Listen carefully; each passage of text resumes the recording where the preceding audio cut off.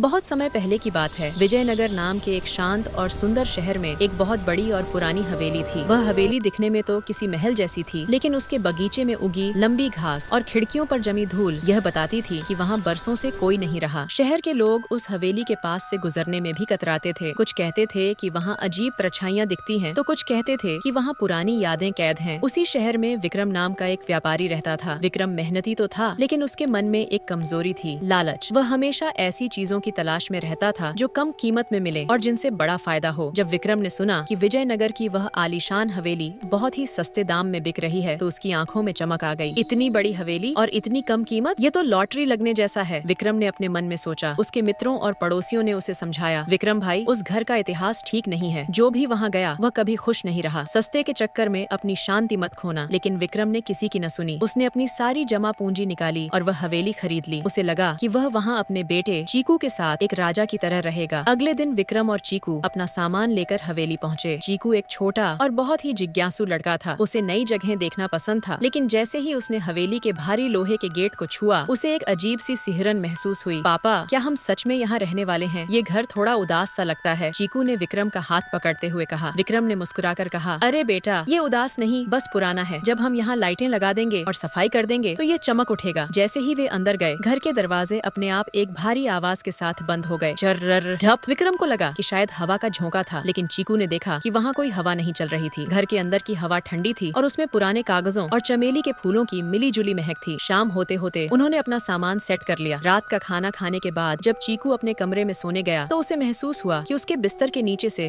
कोई हल्की आवाज आ रही है। खुर खुर। उसे लगा शायद कोई चूहा होगा, लेकिन जब उसने नीचे झांका तो उसे वहाँ एक छोटा सा लकड़ी का लट्टू मिला, जो अपने आप धीरे धीरे घूम रहा था। चीकू डर गया और दौड़कर अपने पापा के पास गया। विक्रम ने उसे समझाते हुए कहा, बेटा, फर्श थोड़ा ढलान वाला होगा, इसलिए लट्टू घूम गया होगा। सो जाओ, कल हम पूरा घर देखेंगे। अगली सुबह सूरज की रोशनी हवेली की खिड़कियों से अंदर आई तो विक्रम बहुत खुश था। उसे लगा कि सब कुछ सामान्य है, लेकिन जैसे जैसे दिन ढलने लगा, अजीब घटनाएं फिर से शुरू हो गईं। चीकू रसोई में पानी पीने गया था, तभी उसने देखा कि डाइनिंग टेबल पर रखे फल अपने आप हवा में थोड़े ऊपर उठे और फिर धीरे से वापस अपनी जगह पर आ गए। चीकू की आंखें फटी की फटी रह गईं। उसने चिल्लाकर पापा को बुलाया, पापा देखो, फल नाच रहे हैं। विक्रम जब तक पहुंचा, सब कुछ सामान्य था। चीकू, तुम बहुत ज्यादा कार्टून देखने लगे हो, विक्रम ने लापरवाही से कहा। उसका पूरा ध्यान इस बात पर था कि वह इस हवेली के पुराने फर्नीचर को बेचकर कितने पैसे कमाएगा। रात को जब बिजली अचानक चली गई तो पूरे विजयनगर में रोशनी थी, सिवाय उनकी हवेली के। विक्रम टॉर्च लेकर बिजली का बोर्ड चेक करने निकला। तभी उसे गलियारे के अंत में एक सफेद साया दिखाई दिया। वह एक बूढ़ी दादी जैसा साया था, जो हाथ में एक छोटी सी मोमबत्ती लिए चुपचाप खड़ी थी। विक्रम की सिहरन बढ़ गई। उसने हिम्मत जुटाकर पूछा, कौन है वहाँ? वह साया कुछ नहीं बोला, बस उसने अपनी उंगली से ऊपर की मंजिल की ओर इशारा किया और गायब हो गया। विक्रम को पहली बार एहसास हुआ कि उसने शायद बहुत बड़ी गलती कर दी है। अगले कुछ घंटों में माहौल और भी रहस्यमयी हो गया। चीकू अपने कमरे में बैठा था जब उसे एक मधुर लोरी सुनाई देने लगी। वह आवाज उसे घर के पिछले हिस्से की ओर ले गई, जहाँ एक छोटा सा गुप्त दरवाजा था। विक्रम भी चीकू को ढूंढते हुए वहाँ पहुँच गया। दोनों ने मिलकर वह दरवाजा खोला। वह एक पुराना पुस्तकालय था। वहाँ बहुत सारी पुरानी किताबें और खिलौने थे। कमरे के बीचों बीच एक डायरी रखी थी। विक्रम ने डायरी पढ़ी तो उसे पता चला कि यह हवेली